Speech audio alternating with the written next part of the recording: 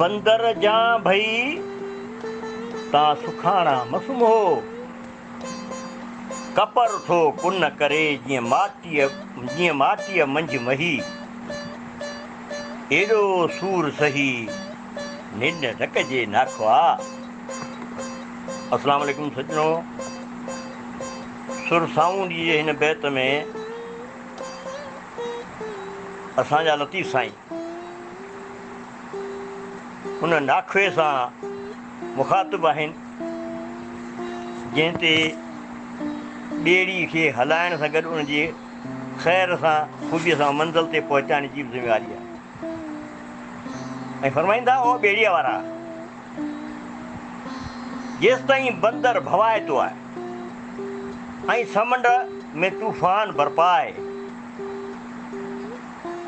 तेसि ताईं आराम सां न वियो। थोरी बि ग़फ़लत कंहिं वॾे हाञे जो सबबु बणिजी सघे थी। ॾिसो त कपर किनारनि वारनि पासनि में पाणी वारनि पासे वारे पाणीअ में बि केॾी न तेज़ीअ सां उबता सुबता फेरा ॾियो कुन पियो ठाहे ॼण माटीअ मंझि मही पई विलोड़िजे। हीअ सूरत ॾाढी तकलीफ़देह ऐं मुश्किल पैदा करे छॾींदी अव्हां जे लाइ। मता न बेफ़िक्र थी सुम्ही पओ। दोस्तो लतीफ़ जे नज़र में नाखो फ़र्द वाहिद जो नालो न आहे हिन बैत में, बल्कि हू सॼे समाज सां मुखातिबु आहे ऐं उन्हनि जी नुमाइंदगी कंदड़ आहे जेको नाखो आहे। वसील नज़रिए में वरी जेकॾहिं असां ॾिसूं त जे नाखो सुजाॻ न हूंदो त सॼो समाज जी ग़फ़लत में पइजी वेंदो ऐं दरपेश ख़तरनि ऐं हालतुनि जो इदराक ई न थी सघंदो। न ई उन्हनि खे मुंहुं ॾियण लाइ का हिकमत अमली बि जोड़े सघिबी।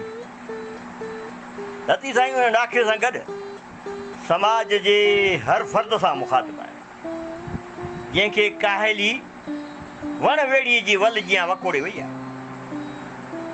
ऐं पोइ लतीफ़ उन सुतल समाज जी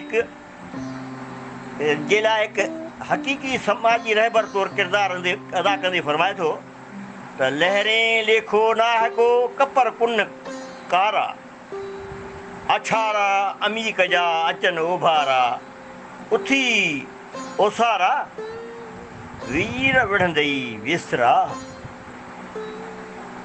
लतीफ़ साईं सुतल समाज लाइ ख़तरनि खे समुंड जे लहरियुनि वांगुरु वधंदड़ ख़तरनि सां सुजाॻ कंदे फरमाइनि था त ओ गाफ़िलो ख़तरा अव्हां ॾांहुं तेज़ीअ सां वधी रहिया आहिनि। जे सुजाॻ नथो त सिफ़े हस्ती सां ताईं मेटिजी वेंदा। तंहिं करे ग़फ़लो छॾियो न त इहे लहरूं अहिड़ा कुन घड़ींदियूं जो पंहिंजो वजूद ई विञाए वेही रहंदो।